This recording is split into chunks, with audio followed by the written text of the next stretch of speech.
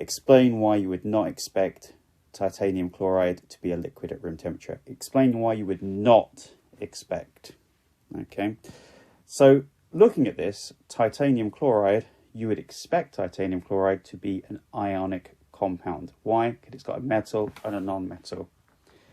So you would expect TiCl4 to be an ionic compound. That's straight away 1 mark. You would expect it to be an ionic compound. Now, what do we expect ionic compounds to do? Well, we expect ionic compounds to have high melting points.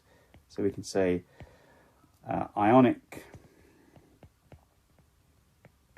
compounds have high melting points, and then we can give a reason why. Okay, or you can put in brackets are solid at room temperature. But now we need to give a reason why. So because, ever important word in science, because the forces of I'm going to actually use the word electrostatic forces.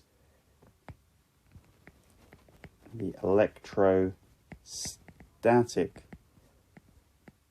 forces of attraction are strong.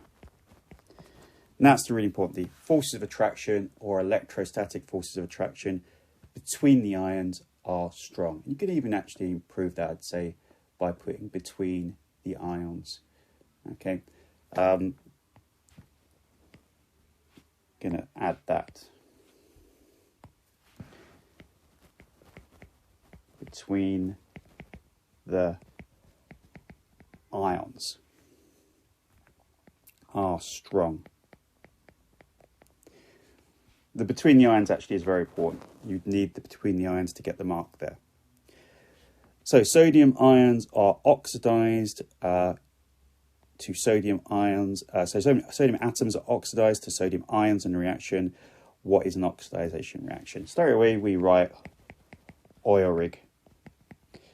Oxidation is loss, reduction is gain. So really, really useful acronym. So we know that sodium ions are oxidized. So we need to say sodium, and we have to actually be specific to say sodium